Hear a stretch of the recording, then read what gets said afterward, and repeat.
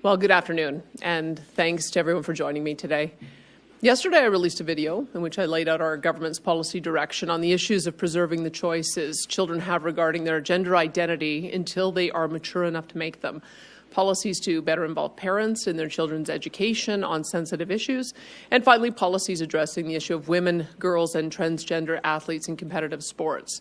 These are sensitive conversations involving children, and I hope we can depoliticize these issues as much as possible as we work through the process of implementing these policies into law and regulation in a fair and effective way. I want to start by saying that every Albertan who identifies as transgender, I care deeply about your happiness and your well-being. I support you in becoming the person that you want to be or who you already are. And as Premier of this province, I will ensure your rights are always protected. For children who identify as transgender, I want you to also know that these policies are being implemented in order to protect the choices you have regarding altering your physical body until after you've grown mature enough to make such choices safely and with a full understanding of what that means for the rest of your life. These policies include a prohibition on gender reassignment surgeries for minors aged 17 and under. For children aged 15 and under, puberty blockers and hormone therapies for the purpose of gender reassignment will also not be permitted, with the exception of those who've already commenced their treatment at this time. For minors aged 16 and 17 who wish to start hormone therapies for gender reassignment purposes, this will be permitted with parental, physician, and psychologist approval and consent. Alberta's government is also working to attract specialists in gender reassignment surgeries and care to Alberta to assist adults who have a wish to transition, and we plan to build a private registry of these experts to support their lifelong health needs. In our classrooms, we will ensure discussions about gender identity and other sensitive subjects happen at the right time and with the parent-child relationship at its core. This will include a parental opt-in consent requirement when teachers plan to discuss subject matter related to gender identity, sexual orientation, or sexuality for K-12 students. Further, children aged 15 and under will require parental notification and consent before their name or pronouns are changed in school. For minors aged 16 and 17, parental consent won't be required for this, but parents will have to be notified. We will support families with a new pilot program to provide counseling services for families in need to assist with navigating these issues together. In rare circumstances, when transgender children experience an abusive parent, there are, of course, child protection laws that will be enforced. And lastly, we are implementing policies to protect fairness and safety in women's and girls' sports. We will work with sporting organizations to ensure that women and girls have a choice to participate in competitive sport without having to compete against biologically stronger transgender women athletes, while also ensuring that we work with those same organizations to expand co-ed and gender-neutral categories so that every transgender athlete can meaningfully participate in the sports that they love. Gender identity can be a very emotional issue, especially in the context of children. And as we move forward developing and implementing these policies into law, I hope we can depoliticize the issue as much as possible and focus on the well-being of the children involved. Thank you. I'd be happy to take questions. Thank you. We'll be going with one question, one follow-up today. We're very tight on time, so please make sure to respect your colleagues with that one question, one follow-up. For those in the room here as well, please give priority to an outlet who has not asked a question if yours has already. We'll start off here on the ground, and then we'll go over to the phones and back and forth. So first up the mic, please go ahead, state your name and outlet first. Danielle Smith, Globe and Mail. You've spoken passionately about bodily autonomy, about depoliticizing the conversation around trans and non-binary children, and, as in your own words, not using them as a political football. In November, you made clear you wanted to strike a balance on parental rights. The parental rights policies here are more aggressive than any other province, and the restrictions around hormones and puberty blockers are unprecedented in Canada. So what changed that made you take this approach? Well, we know that we have to preserve the rights of kids to be able to make decisions as adults. I think that we've seen in other jurisdictions, I believe in June of last year, New Brunswick made policy changes. In the fall, Saskatchewan made policy changes. We've been watching internationally as the UK has made policy changes, as well as Denmark, Norway, Finland, Sweden. I mean, this has been an ongoing conversation over the last number of years. We've been monitoring it very closely, and we wanted to make sure that we struck the right balance so that kids are not making irreversible decisions when they may not be mature enough to make those decisions. We want to make sure that those adult decisions are made as adults. I'm not sure what the balance is. Can you be more specific? Well, when you begin hormone therapy, there are health consequences associated with that. It is a decision that impacts your life. Higher risk of osteoporosis, so there's a need to have bone density tests. There's higher incidence of heart problems, so there's a need to have that monitored. Stepping on to the next stage, when there's bottom surgery and top surgery, that of course has implications for sex and for fertility. And so when we start down this pathway, we want to make sure that kids know the consequences that it's going to have on their life, and that they're mature enough to be able to make those decisions and live with the consequences. And they're adult decisions, so we want to make sure that certain decisions are made as adults. Nigel Haddiford, Western Standard. Madam Premier, good afternoon.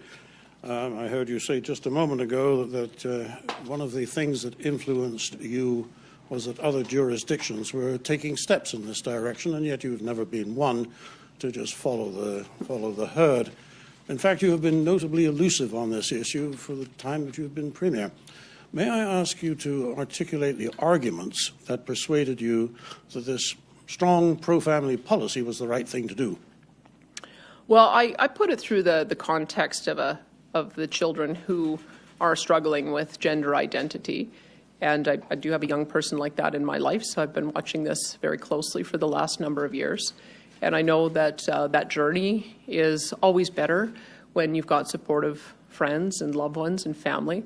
I know that making sure that kids are able to make those decisions at the appropriate time as their maturity grows has been vitally important from what I have observed personally.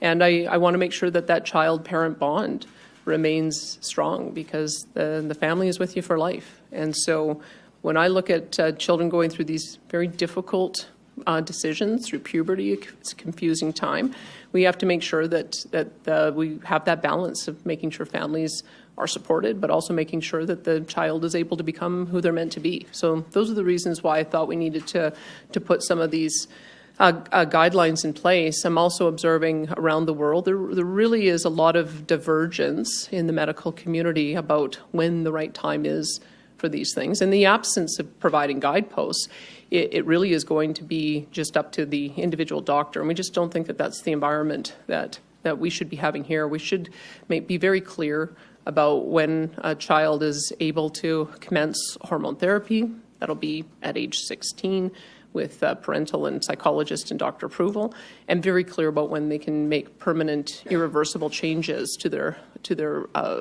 body in top and bottom surgery, and that'll be 18 and above. So I think we've struck the right balance here. Many sporting associations receive funding from the provincial government. Will there be a financial incentive for them to act in the spirit of this family-friendly policy? Well, I would say that we want to make sure that every individual has an ability to participate in a competitive way in their sport. And there already are a lot of divisions in sport where they're co-ed or gender neutral, and we want to maintain that. But we also know that there are some sports where the physical differences make a difference. And so in those cases, we do want to have biological women who are born biologically female, have the choice of being able to participate in a biological female-only category while still preserving the gender-neutral categories and co-ed opportunities, so that everyone has the ability to participate. So there are many sporting organizations who have been asking for this clarity. I'm hopeful that we'll be able to work through and provide options for everyone. So my Minister of Tourism and Sport is going to be commencing that discussion. But I'm from the feedback that we're getting, I think that this is going to be welcomed by several sports. Thank you. Hi, Colette DeWars from the Canadian Press. You've talked a lot about having a non-binary family member. How much did your discussions with them and or other non-binary individuals, youth especially, did that play into this decision, and how? I've been consulting with members of the transgender community since the last time I was in politics, and one of the constant things that I hear is how difficult it is to get connected with somebody who understands transgender medicine, the need for ongoing hormone therapy, and managing the health conditions that come from being on a lifetime of hormone therapy. I met with Lois Cardinal, who, as you may know, felt that she was rushed into bottom surgery and is having consequences of that. And her great frustration is that there hasn't been appropriate medical aftercare for that.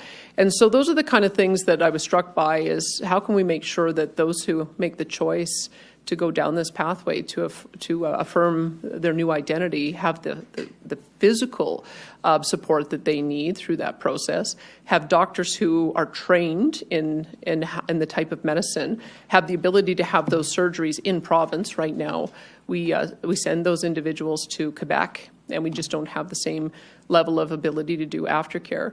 And so we want to attract somebody into our province. We're working on that right now, who can do the surgeries here so that the aftercare can be done here.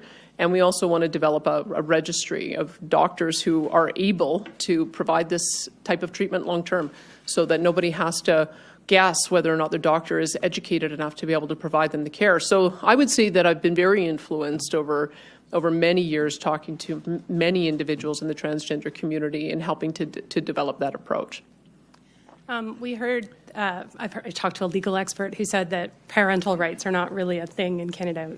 Children's rights are. They're enshrined in the Charter. How confident are you that these new policies won't violate the Charter and the Canada Health Act as well if you're reducing access to services? Well, I guess I'll have the lawyers debate that out, but my understanding is that it's pretty well understood that parents are principally responsible for their children up to and including age 15. At age 16 or 17, that's, of course, when kids develop a little bit more autonomy. And we do have children along that spectrum able to make different types of decisions, and they don't become able to make fully adult decisions on a lot of things until they're 18. So this is why you see in our policy that 16 and 17 is the point at which they can begin the process with input from parents. There is also, of course, there has been legal jurisprudence around the issue of mature minors, so I'm sure that there's a case law that can be drawn on this. It's a fairly rare to be established as a mature minor. So I think that the practice has been that we do rely on parents to be able to provide for their kids. Kelly Kratterman, Globe and Mail. Premier, you talked here about what is happening in Europe, but what is different from Europe than what you've laid out here is you were talking about codifying restrictions on what healthcare youth have access to. In that codification, will there be penalties for healthcare providers, parents, or teachers who breach the rules, who maybe take their child to another province for surgery or treatment? Well, I would hope that that doctors follow the rules. I would hope that they would follow the rules as we've laid them out here. And we're aiming to be supportive of children's rights. We want to make sure that children do not prematurely make decisions that are going to be irreversible and affect their ability to have sex and affect their ability to have children until they're of an age where they're fully responsible for those decisions. That's age 18. So I think that we've struck a reasonable balance, and I would hope that we would get the support of both the medical profession as well as the school community. So again, will there be penalties for those who don't follow the rules? We have just put out the high-level policy at the moment. We'll be talking about implementation as we go forward in over the coming months. We're looking at having those things that need to be legislated or put into regulation or policy, having that package ready for the fall. So we'll be seeking consultation on the implementation of it. Hi, Premier Jason Marksoff from CBC. I think a lot of people might take different interpretations of what depoliticizing or not politicizing this may be. Did you or do you believe that the premiers and governments of New Brunswick and Saskatchewan had politicized this issue? I think that what we're doing here with our package of proposals, and there's 10 of them, is that we're trying to demonstrate that we understand that beginning the process of transition is just one step, and there are other steps along the way that have serious consequences for kids. So changing how you dress and the pronouns that you have is just one step. The next step, which is far more serious, is puberty blockers and hormones. The following steps, top and bottom surgery, are even more serious steps. And so we want to make sure that as kids embark upon those life-changing decisions, that we're very clear about the appropriate level to be able to make those decisions. There has to be a certain level of maturity, of understanding the consequences, the full consequences of what that transition means. And then at age 18 is when, of course, a person becomes fully responsible for all of their decisions. So we look at this as an entire package that we want to put forward so that we can make sure that we're giving the best support to kids and the best support to transitioning adults. You didn't answer that, but I'll try something else. Thanks. How do you reconcile, or I'm trying to square the idea that you want to support these children in all journeys they want, but also you're worried they're going to make a terrible mistake that's going to alter their life and make them unable to have sex. How do those two come together? Well, I mean, are they making a mistake, or do you support their journey? I would say that I support the journey of adults who want to transition to another gender as far as they are adults and able to accept the consequences of those decisions. I certainly do not want children to be making decisions before maybe they've even had sex about whether they want to stop that aspect of their life, or before they've even contemplated whether they want to have kids, to cut off that aspect of their life. I think that as adults, we have an obligation to ensure for kids that they preserve all of those important choices until they're adults, until they're able to make those decisions with the maturity that goes along with that. So that's I think it is supportive, and we want to make sure that in every step of that journey that the kids feel supported by their families and supported by mental health support if that's what they need. But that is, I think that when you're talking about irreversible decisions, that falls into the category of adult choices. And so we want to make sure that they're making those choices as adults. And we're going to hop over to the phones for a couple questions here and then come back to the room. Operator, can you put through our first caller here, please? Yes, thank you. The first question is from Cian Bexty, the counter signal. Hi, Premier. Thanks for taking my question. The Liberals, the NDP, and mainstream media haven't waited a second to attack Alberta for banning this organ removal of children or for protecting young girls in sports. And I'm just wondering if you're worried that this is sort of reaching sort of a fever pitch. I know you wanted to depoliticize the issue, but the left is keen on politicizing it. Are you worried about vindictive retribution in the form of reduced health transfers from Trudeau? Well, first of all, we're not stopping any covered service. We do about 100 transgender approvals for surgery every year, and about a quarter of them are aged 18 to 25. Just for context, so that you know, in 2020, 2021, there were 104 individuals approved for surgery, 25 of them 18 to 25. In 21-22, it was 119 approved for surgery, 27 in the 18 to 25 category. And I only have partial data for 22-23. It was 19 as of this point in the year that I was looking at, 3 of which were 18 to 25. So that's not going to change.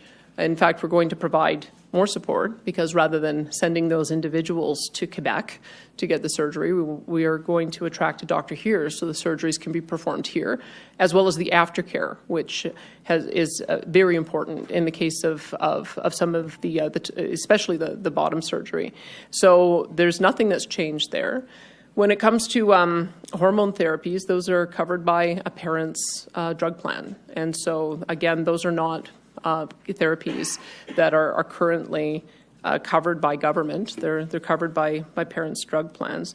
And I would just say that just in the case of the federal government, last year, the federal government passed a new agreement with federal employees for health benefits. And this agreement recognizes that benefits should only apply for gender-affirming procedures for adults 18 years of age or older. So I'm not quite sure why the Minister of Health would take such a strong position when their own employee insurance plan only supports adults receiving these treatments. So we are being, I think, very responsible in the approach that we're taking. We are going to continue providing the same services that we've always had. We're going to make sure that they're even better so that those who are transitioning get the appropriate aftercare and counseling support that they need. And so, I welcome the discussion, but there is nothing that we are doing that would violate the Canada Health Act. Just to follow up, the parents' advocacy groups in Canada and frankly internationally have been applauding this policy. One said that this is a common sense measure that is 100% necessary when it comes to keeping parents informed about the safety of their children. There's been a lot of support for this. There's been a lot of opposition from the opposition. But I'm curious, where you stand on invoking the notwithstanding clause if it comes to that. Will you do that? I hope it doesn't come to that. I mean, we're putting this forward with the best interests of the child in mind, and we believe that the child's best interests are served by having a supportive family walking every step of the way with them. We believe that the child's best interest is served by making sure that when they're making decisions that it doesn't have, it's not irreversible until they're of an age where they're prepared to live with the consequences of that. So I think because of those aspects, I would hope that this is supported. That's the spirit with which we've gone into it, is to making sure that we're protecting children's rights and children's choices. Thank you. Operator, can you put through the next caller, please? Thank you. Yes. Lisa Johnson, Edmonton Journal. Hi, thanks for taking my question. I'm wondering, my understanding is that your legal first name is Marlena. Why did you choose, I'm wondering why did you choose to go by a different name, and why you would take steps to restrict the same freedom for others to do the same? Well, my mother's going to get a great kick out of that question, because I've been ever since 9/11, I've been telling her how difficult it is that she decided to have me go by my middle name and not my first name. It was my parents' choice to call me Danielle, and it was my parents' choice to put on my birth certificate that Marlena Danielle Smith. They just liked the ring of it better. That's actually what it comes down to. They didn't do the same thing for my older brother. He goes by his first name, not his middle name. My middle sister, she goes by her first name, not her middle name. My two other brothers also go by their first name, not their middle name. They just decided to make a difference with me. They liked the name Danielle, but they didn't like the ring of Danielle Marlena Smith. That's what it comes down to. Did you have a follow-up, Lisa? Yeah, thanks for that. Critics of this cluster of policies have asked how you feel about the fact that you have restricted the rights of vulnerable young people in Alberta to gain favor with the far-right wing of voters in your party, which are a pretty small representative population of the province. I wonder if you can respond to that. I would say that we're supporting kids in their right to make decisions about their own journey at a time when they're mature enough to make those decisions. So age 16 is when they can begin with the hormone therapies, and age 18 is when they'll be able to commence top and bottom surgery. We just think that that's a responsible way of approaching this issue, so that the kids are not precluded from all of the future choices that come to them when they decide to make the decision that is going to have potentially serious ramifications on their reproductive rights. And so we think that this is preserving of choice. Thank you. Operator, could you put through the next caller, please? Thank you. Janet French, CBC. Hi there. When it comes to the parental notification requirements in trans health decisions, I wonder if you can provide a list for us of which peer-reviewed research you use to rely upon to inform these decisions, because medical experts are telling us today that they weren't consulted about this. Will you commit to providing a list? And if instead this was based on people's feelings and feedback and not evidence, why do people's feelings take precedence over evidence? Well, there's lots of published material. As I mentioned, UK, Denmark, Norway, Finland, Sweden. We've also seen a break in the community last year when one organization talked about reducing the thresholds, and they ended up losing a board member and other supporters over that. There's a different organization that has the endocrine doctors that have different parameters that are actually a little bit closer to what we've proposed here. And there are other medical associations that actually don't prescribe ages. So this is why I would say that there isn't one single narrative, and there isn't one single answer, and there isn't one single authority that we can rely on this. So a lot of it is going to be looking at the impact on kids. And I think most people would acknowledge that if somebody is making an irreversible decision that could end their ability to have children, that's a decision they should make as an adult. That's certainly the feedback that I've gotten. And it seems to me the most reasonable approach. I should say, I mean, that has been the practice in Alberta, is that you cannot have bottom surgery until you're aged 18 or over. And so as I've been watching around the world, this conversation taking place, we're affirming that practice is going to continue here, that we don't want kids making irreversible decisions before they're adult enough to be able to understand the ramifications and consequences of it. So yes, we're watching the shifting and evolving debate in the medical community with interest, but we think it's important that we set some guidelines so that those who are going through this journey know the decision points where they can commence hormone treatment and where they can commence surgery. And did you have a follow-up, Janet? Yeah, just to go back to that, my question was whether you would commit to providing us with a list of those resources. So I'd like you to chime in on that. But for my second question, I can already hear the school officials just dreading the paperwork required to opt every single student into every single lesson that touches on sex education, gender identity, and sexual orientation. Some people might predict that teachers would now avoid those lessons to get around that extra work when they're already so busy. So can you explain why making it harder for children to learn about sexual health is a benefit? Well, I guess if teachers are indeed talking to kids about sex every single day, every day of the school year, then I guess that this policy has demonstrated why we need to put it in place.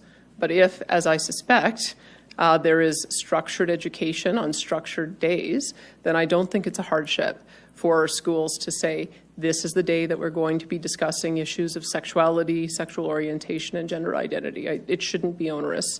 It actually should be fairly straightforward to be keeping parents in the loop on these issues. Thank you. And we're going to come back to in person here. We have time for 2 more questions, so we'll go to the mic.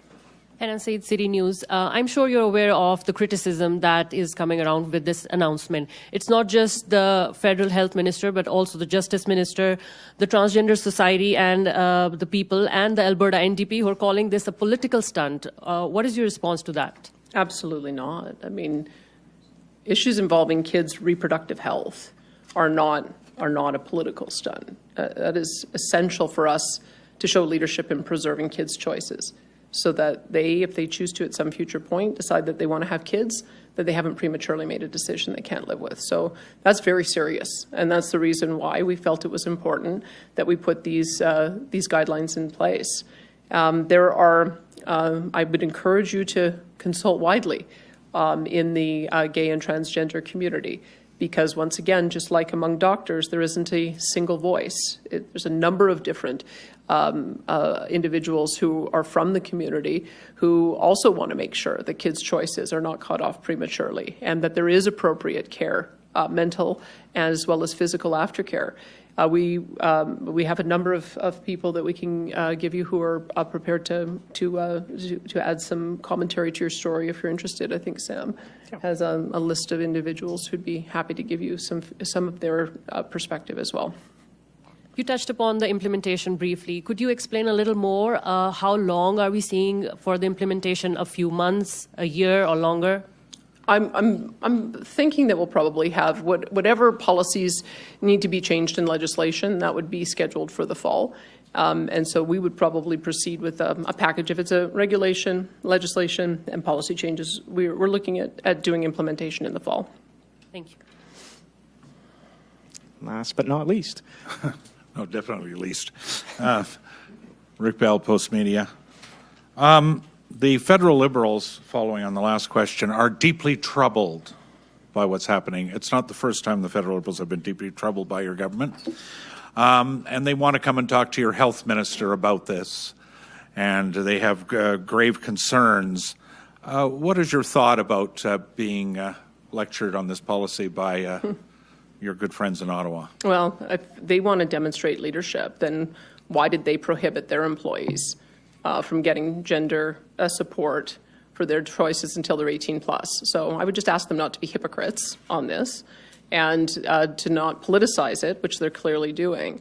We know that we are going to be supporting kids who go through this journey with the mental health support that they need, with the family support they need, when they get into age 16 and 17 with the hormone therapies that they choose to have, and when they turn 18 and ask for top and bottom surgery. We have a process for approving that, and we're going to make sure that there are sufficient doctors who can provide that ongoing care, as well as the surgery being done here and aftercare. So I would say that maybe they could work with other provinces to go as far as we are in providing the full scope of care for all individuals who are going down this life journey. I think that it's been a bit of a gap in our health system, that we've been sending people to Quebec and then not following up with the care that they need. I think it's a bit of a gap that we have transgender individuals who don't have the lifelong primary care that they need to support their very unique health needs. So that's as much a part and parcel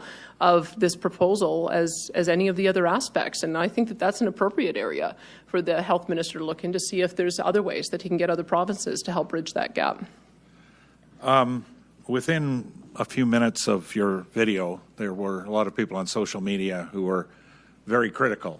And you've heard some of the criticisms that you're captive of extremists in your party, that you're deliberately hurting children, that your policies are dangerous. And to quote the Calgary Mayor Gondek, it's an infringement of human rights, and many other things. What do you say to those people who are, quite in many cases quite emotionally invested here and making those claims? Danielle Smith not fit to lead, et cetera, et cetera. And also, are you confident you have most Albertans on side on this issue? So it's kind of a two-part. So, the one is what you say to those people, the critics, who've come out publicly and slammed you in every way. And are you confident you're speaking for the majority? Because they say they're speaking for the majority. I am confident that Albertans do not want children to make irreversible decisions that impact their reproductive health. I am confident that they do not think that those are child decisions to make, that those are adult decisions to make. I am also confident that parents love their kids and they want to know what's going on with their kids. Doesn't matter what perspective they come from. They want to make sure that they're walking the journey with their child every step of the way. And anyone who's trying to put roadblocks in that child-parent relationship, they've got I don't think they have public support. I mean, that said, we do know that there are going to be difficult conversations to be had. That's why we are going to be supporting a pilot project to ensure that families are able to have counseling right alongside with the kids. And if there is ever an instance where a child feels rejected or at risk of harm, we have a child protection service, and we are going to make sure that those kids also have a safe environment to be in. So I would say that this is the right balance. This is what I believe Albertans expect of us to do to make sure that we're protecting kids' choices. Thank you, and that's all the time we have for questions today, people. Thank you, everyone, for joining us. Children not to play sports with their friends. Children not to play sports with their friends. Can I go back to those stats you provided on 18 to 24? Do you have any stats for under 18? Can you tell us what surgery